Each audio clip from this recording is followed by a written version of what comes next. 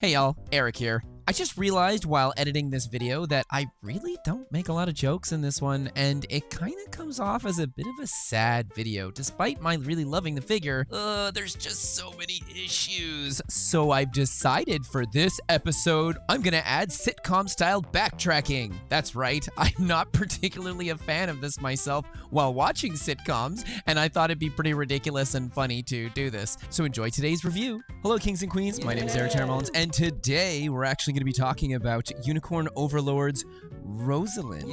She's a 1/7 figure made by Kotobukiya, and she actually has a sister statue. If you'd like to see the review to her, check in the description down below. I actually have an unboxing for her, and the link will be down there as well. Right from the first introduction of this character in the game, I was... she won me over so fast, and I knew right there and then that Elaine was going to hook up with her. That is until Raelenor showed up. Her name is Raelenor. Okay, so yeah.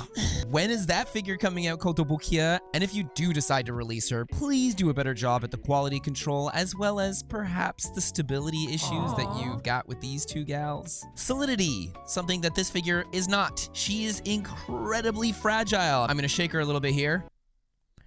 And I'm not gonna go further than that. She came in broken. Her foot is plugged into this transparent plastic chunk, which is then plugged into this base. The plastic chunk has no metal pegs going through it whatsoever. It's just cheap. It's not even a strong, thick plastic. It's just the weakest of weak. Many people just receiving this figure, pulling her out of the box, are gonna end up with the same issue I have, where this completely snaps off. Now, I'm sure you could put a bunch of super hardcore glue under there, but you want to choose the right kind of glue that's not going to start eating and whiting out all the plastic. I'd send my issues out to Ami, the place where I got her, and they were super cool about it. I shipped her out, they covered my shipping fees, and then they sent me this new one that doesn't have any issues so far, and that's because I'm taking very good care of her. I'm trying not to shake her like I just did that once and only and last time. And Rosalinde over here has exactly the same potential with the issues that plague Rosalinde. Her base in classic Kotobukiya fashion is super nice. I love that we have these stones here. We get a little bit of lighter and darker marks. The moss that we have slowly eating its way throughout the stones is nice as well. I probably would have liked a couple of highlights on here, but we do get some shading that looks pretty good. Also, I'd like to mention that these stones isn't just a bunch of carvings. We get a bit of elevation here and there, which is just cool. Underneath, we've got Atlas Sega made in China. So just like Rosalinde over here, if you buy this figure, how would you know it's made by Kotobukiya? Excuse me, this is a Kotobukiya figure, isn't it? Transparent plastic piece holding up her foot. It's kind of fun that it's super transparent. There's not a lot going on in there, but I would rather it not be super transparent. I'd rather it be a thicker, opaque plastic because of all the problems I had mentioned earlier. I was really just gonna glue it in there, but after putting her in my display cabinet and seeing her slowly start to fall apart, I was just like, I'm so happy they replaced her and this one's good. The shoes she's wearing are pretty matte. There's a little bit of semi-gloss, but it really doesn't pop out at you. Her feet are really well sculpted, and we get some beautiful gloss for her nails, which are painted in red. I really like that detail, and it adds to the overall personality of the character. We then go up and into her calf armor, which looks nice. It's well painted, nice metallics on it. We don't really get any shading or highlights here. It's pretty matte. The plague these two sisters face is the freaking final boss of just matte paintwork. Her legs are terrifically sculpted as they go up and into her waist, where we have beautiful shading for the knees, but I wouldn't say there's any highlights on her. It's just shading on top of whatever basic darker color they decided to use for her skin tone. Her skin tone, I love it. I think it's really good. When I first got her, I was kind of thrown back by it. I felt like it was a little bit too much of a colder dark, and when you see a lot of the images, I find they come off a little warmer, but the more I looked into it, the more I realized this is pretty good. Depending on the light source that she's going to be facing, you're going to have her look quite a bit like her source material. And if you have a warmer light source, okay, so this is kind of overkill, but she starts to really resemble what you were looking at in the drawing. And I'm personally just a fan of the darker skin in general. I've got quite a few figures that all have different types of tan skins here and there, and while the Dark Elf from Lineage 2 is probably going to always be my favorite, I freaking love this. I think it looks gorgeous. If I get some dark blue skin on some of my Dark Elves, I'd be pretty happy. And this is definitely pushing more into that direction because of how cold the darker browns are. As we go up into her behind, it's well sculpted, though I would say oddly kind of separated. It's just somewhat of a weird shape. Not perfect, but I wouldn't say it's bad either. Thighs look like they plug into her bodysuit quite well. where this bodysuit has a bit of colder grays for the shading. We can kind of see her abs and the outline of her navel, which is nice. She's then sporting a semi-gloss waist belt, and this thing has nothing in regards to shading or highlights. Just flat. At least they're consistent with it. The top part of her torso has more shading that contours her chest quite well, and we get a couple of pulls in the fabric. Unlike Eltalinde, where things seem so soft and perfectly fitting, Rosalinde here has some stretches and pulls in the fabric, showing that it might be a little bit too tight for her. And speaking about tight, it sure would be awesome if you could hit that like, that subscribe, and why not that notification bell? This way you'll be notified of my future videos. Okay, so that was probably the worst time I kind of squeezed that one in there. Oh, I'm just word salad. It's all over. Moving on. She has some gorgeous frills along the top of this dress that have some nice shading to them. It looks good from underneath, looks good from up top. It contours her chest very cartoonishly. These frills really go in between. On Eltalinde, it's very subtle and it looks nice, but with Rosalinde, it's really pushed in there, and I get that it's because she's showing off a little bit more. She is a much more daring character, and I think that that's great. It's just, I probably would have had that line straighten out, and I would like it to fall a bit more like real clothing would on her at this point. It's okay if it goes in a little, just this is kind of intense. Her chest is very well sculpted, and they did a good job with the shading here.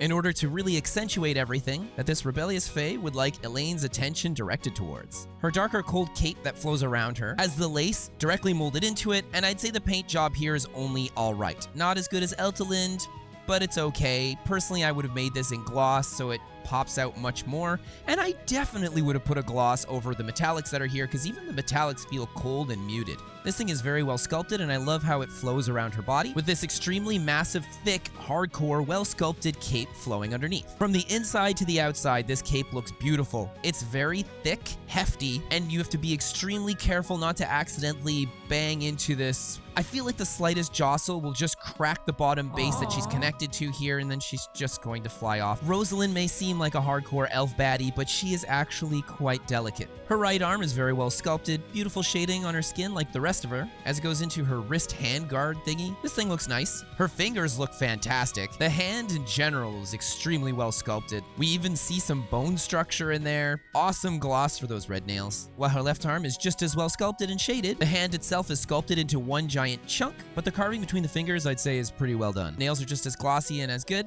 and the weapon is done with a darker brownish metallic. At the end, she has her blade that is done in a warmer kind of silver. It's interesting because while both their weapons are very similar, the shading on them is not. Everything is colder here for Eltalinde, but warmer for Rosalinde, and that adds to an excellent contrast to their color palettes, where Rosalinde is genuinely a colder looking figure with all of their choices, while Eltalinde is a bit warmer. Her neck is decent, goes up into the face where we get a bit of a line here. She might have came with an extra faceplate. I didn't realize it at the time that I did the review for Eltalinde. It's interchangeable with another one I could have gotten from the Kotobukiya shop had I ordered her through there.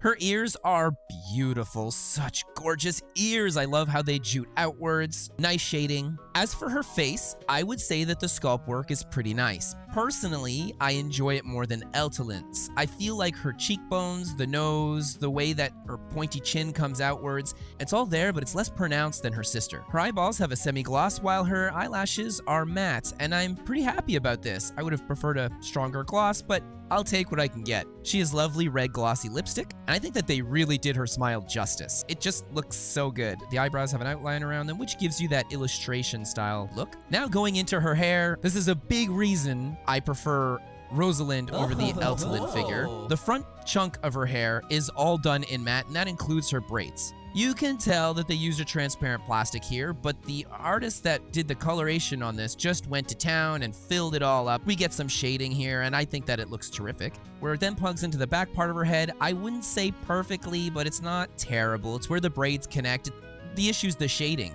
Had they continued the darker shading of the braids going up into the front, everything would have connected and the color would have flowed nicely. Here we clearly have a break. The line work we get around the back top of her hair being pulled back, I feel like it could have been carved in a lot deeper, where the bun looks okay. Her hair is then a giant chunk of transparency that's flowing outwards, and I'd say it's decently painted. Some of the carving lines we get here are pretty deep, which is nice because that way it helps hide ever so slightly the lines of the interconnecting plastics that they used for the multiple pieces pushed up into the back of her head. The flow of the hair is excellent and looks really well with the dynamic pose that this figure is showing off, while things slowly become transparent underneath and at the bottom. I don't know, Koto, I'd say that your team's making these gals, I think they might have had a personal preference. Oh, I'm so sorry again, Eltalyn fans. Aww. And I'm talking as if I'm not a fan of Eltalyn. I freaking love this character. It's just I chose Rosalinde or Raylanor if I could possibly. It just has to do with the price you're paying for these gals. Upon her release, she was going for 21,000 yen, the same as her sister. That's cool. I mean, that makes sense, right? These figures are very similar. You could debate that with Eltalyn, you're getting this fancy dress, which she doesn't have, but you get a lot better color work on Rosalinde. I'm a massive fan of most things involving fantasy, and I really, really love dark elves. They're probably some of my favorite monster gals of all time. Even though I tend to love the monster gals that are more monstrous on the spectrum, I do really love this. And I think that Rosalinde is a great character, so I had to get her. I'm just a little disappointed about their quality control, as well as the overall thought process that went into designing this. They know. They're not a new company. This isn't something new for them, and they just really dropped the ball. And price is an extremely important factor. This is another Kotobukiya figure that's roughly the same price as her. I get that she came out a couple years ago, but look at what you get here. The base is whatever. They're always nice for Koto bases. I'm not going to get in on that. But the fact that we have all the details, all the different types of textures, all the different types of finishes that we don't have here, and the design for her is so much more simplistic. So they should have put all the extra effort and work into putting in these finishes, and especially into solidifying the figure as a whole, so that she won't lean over time or just snap off the base in shipping, which is my next major point, that if you want to get Eltalyn or Rosalinde, you're in a lot of hot water. The odds of her just snapping off her base in shipping are extremely high. I'm not the first person to have this kind of issue. If you want to see a bunch of other people that have these figures in their collection and maybe hear some of their stories, I'll put a link in the description down below for the My Figure Collection page. Despite saying all the unfortunate negative things about Rosalinde over here, I still really like this figure quite a bit, and I'm happy that the replacement that I got turned out, it's just too much of a risk at that price point. And I actually really love Kotobukiya quite a bit as well. I have about 50 or so Kotobukiya figures. I just have so many, and I love the company. So it's kind of sad to see that they didn't give the time and effort towards something you watching this as well love quite a bit. So it's kind of too bad. Have an amazing rest of your day, and I'll see you next time. Okay, so I kind of ended that on a really depressing low, and I don't feel good about that, so let's change the mood a bit. Here's a couple of edits of me struggling with the English vocabulary. Thin, plastic later, blah, blah, blah. Her legs look terrifically sculpted. Her legs are that this rebellious fae wants a lane to... That this rebellious fae would like a lane... That this rebellious fae... Beep, boop.